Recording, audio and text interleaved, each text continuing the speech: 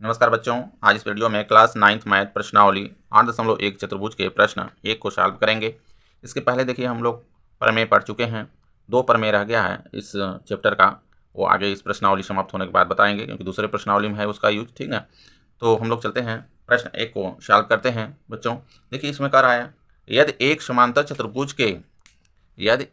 चतुर्भुज के विकर्ण बराबर हों तो दर्शाइए कि वह एक आयत है।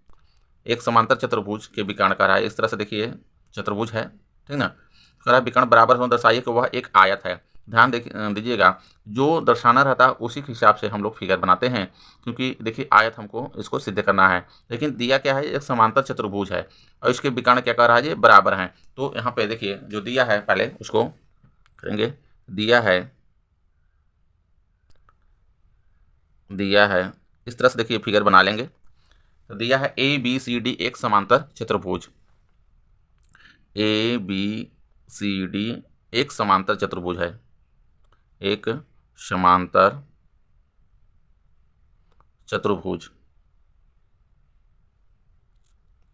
ये दिया है। ठीक है बच्चों, अगर देखिए और इसमें है कि इसके विकर्ण क्या है, बराबर हैं, यानी ए सी बराबर बी डी, ये भी दिया है।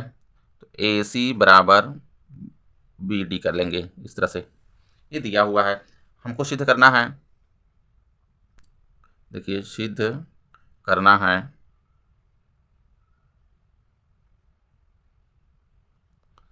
है कि ए बी सी डी एक आयत है। ए बी सी डी जो है ये आयत है। ए बी सी डी एक आयत है।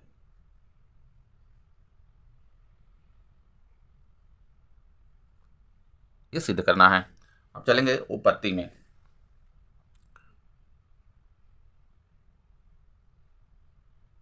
उपपत्ति इसमें देखिए ए बी सी डी हमको आयत सिद्ध करने के लिए इसका एक एंगल, कोई भी एंगल एक 90 अंश हमको सिद्ध करना होगा, क्योंकि आयत में 90 अंश के कोण जब होते हैं तो एक आयत होता है, ठीक ना। एक जो भी एक कोण है वो 90 अंश होना चाहिए। तो इसके लिए देखिए 2 त्रिभुज का चुनाव करेंगे। इसमें पहले 2 त्रिभुज कौन कौन सा ऐसा है ले लें। देखिए यहाँ से ध्यान से ए बी सी ये त्रिभुज ले रहे हैं, ए बी सी और ए बी डी, इन दोनों को पहले हम सर्वांग सिद्ध करेंगे। तो यहाँ से ध्यान दीजिए, क्योंकि देखिए ये ए बी जो भुजा है ये दोनों के लिए इस तरह से चुनाव करेंगे कि मेरा ये सर्वांग सिद्ध हो जाए, ठीक ना। तो देखिए इसमें 2 त्रिभुजों में चलेंगे। तो त्रिभुज ए बी सी और त्रिभुज, ध्यान दीजिएगा ए बी सी, देखिए ये वाला त्रिभुज है ऐसे, और ए बी डी ये त्रिभुज ए बी डी में, ठीक ना। इन दोनों में पहले देखिए हमको सर्वांग होने के लिए क्या चाहिए, भुजा कोण में से कोई भी दोनों में से 3 अगर बराबर हो जाए तो कह सकते हैं कि सर्वांग सम है। तो इसके लिए देखिए सबसे पहले तो यहाँ पर देखिए बी सी, ठीक ना, इस त्रिभुज में ए बी सी में बी सी ए डी यानी ए बी डी में ए डी ये बराबर होंगे, ठीक ना, क्योंकि समांतर चतुर्भुज के जो आमने सामने भुजाएं बराबर होती हैं, ठीक ना। तो इस तरह से देखिए हो जाएगा ये बी सी बराबर ए डी, ये दिया है सॉरी, इस यहाँ दिखा देंगे समांतर चतुर्भुज की भुजा, समांतर चतुर्भुज की भुजा, ठीक। अब देखिए इसमें और ए बी जो है भुजा है ये ए बी, ठीक ना, ए बी सी देखिए ए बी डी ये दोनों के लिए है, उभयनिष्ठ है, दोनों त्रिभुजों के लिए ए बी है। तो ए बी बराबर ए बी बराबर ए बी उभयनिष्ठ इन दोनों के लिए है ये। अब देखिए एक और चाहिए, एक जो देखिए इसमें विकर्ण है, यहाँ से ध्यान से देखिए ए बी सी में ए सी जो देखिए यहाँ पे विकर्ण है, ठीक है, और ए बी डी में बी डी जो विकर्ण है, क्योंकि ये ए सी बराबर बी डी ये दिया हुआ है, इसके विकर्ण बराबर हैं। तो यहाँ पे दिखा सकते हैं कि ए सी बराबर बी डी ये दिखा सकते हैं, ये विकर्ण है, ठीक है। यहाँ पे दिखा देंगे ना, तो विकर्ण आपस में बराबर हैं, ये रीजन इस तरह से दिखाते चलेंगे ब्रैकेट्स में करके। अब देखिए इसको कह सकते हैं कि त्रिभुज ए बी सी और त्रिभुज ए बी डी ये सर्वांग सम है। अतः त्रिभुज ए बी सी सर्वांगसम त्रिभुज ए बी डी ये सर्वांगसम हो गए। जब देखिए जो त्रिभुज जब सर्वांगसम होते हैं तो उसके संगत भाग बराबर भी होते हैं, ठीक है, बराबर हो जाते हैं। संगत जो भी संगत हैं इसमें वो बराबर होंगे। यहाँ पर ध्यान दीजिए, तो ये जो ए बी सी में जो यहाँ से यहाँ तक ये जो एंगल है दोस्तों, ये जो एंगल है ए बी डी, ध्यान दीजिएगा, इस एंगल के बराबर होंगे। इस त्रिभुज में चलेंगे ए बी डी में तो देखिए ये वाला इसके बराबर होगा, ठीक ना। ये क्योंकि संगत इसके भाग बराबर होते हैं, कोई भी त्रिभुज अगर हो तो उसके भुजा कोण जो भी हैं उसके संगत बराबर होंगे। इस तरह से हम देखिए यहाँ पे दिखा सकते हैं कि त्रिभुज ए बी सी और त्रिभुज ए बी डी सर्वांगसम हैं,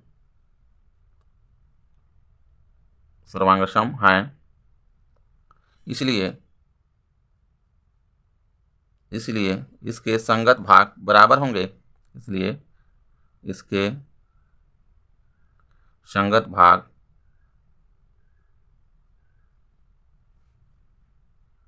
बराबर होंगे।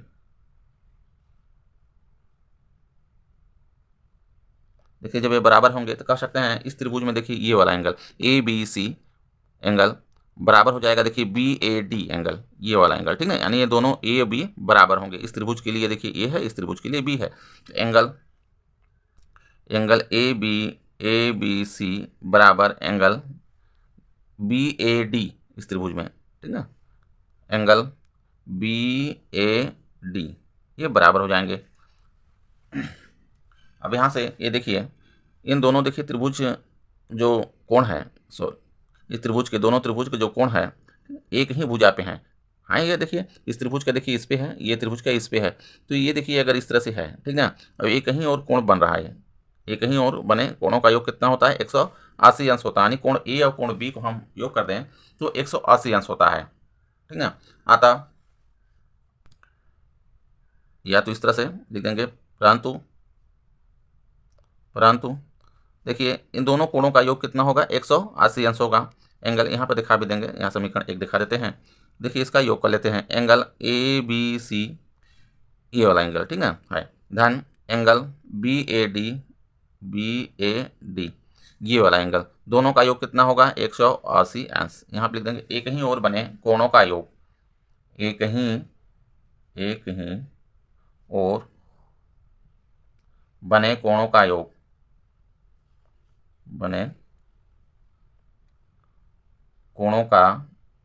योग, है 180 अंश होता है, ठीक है। अब देखिए बच्चों इसमें ये किसी एक में इसको चेंज कर लेंगे, देखिए कोण ए बी सी, ठीक है, और कोण बी ए डी है, इसी को चेंज कर लेते हैं एक को, देखिए कोण ए बी सी इसी तरह से रहने देते हैं, ये देखिए चेंज कर लेते हैं क्योंकि ये दोनों क्या हैं बराबर हैं, तो एक में चेंज हो जाएगा। जैसे बी ए डी है, देखिए बी ए डी को चेंज कर सकते हैं ए बी सी में, तो धन हो जाएगा कोण ए बी सी बराबर 180 अंश। यहाँ पर लिख देंगे समीकरण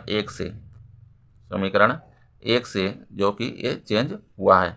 अब देखिए दोनों का योग कर लेंगे इधर का कोण का, देखिए एक ये है तो 2 हो जाएगा, 2 कोण ए बी सी बराबर 180 अंश। अब यहाँ से देखिए कोण हम निकालेंगे, कोण ए बी सी बराबर 180 अंश। अब ये जो गुणा में है ये आ जाएगा बटे में इसके 2, तो काट देंगे आ जाएगा देखिए 90 अंश, ठीक है, तो कोण ए बी सी बराबर 90 अंश हो गया, ये 90 अंश। देखिए एक कोण इसमें चतुर्भुज का आ गया 90 अंश, ए बी सी डी का एक कोण यानी बी को हम सिद्ध कर दिए कि 90 अंश है, ठीक है। तो हम लिख सकते हैं इसमें एक समांतर चतुर्भुज जिसका एक कोण, यहाँ पे ध्यान से देखिए, एक समांतर चतुर्भुज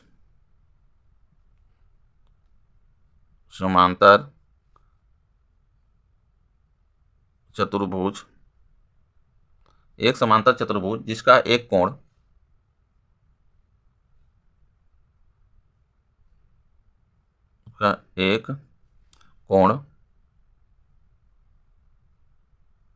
समकोण, ठीक है, 90 अंश हो, यानी यहाँ पे देखिए ए बी सी बराबर 90 अंश निकल गया है।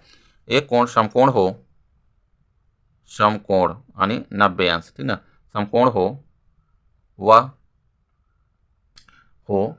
वह आयत होता है, कोण हो वह आयत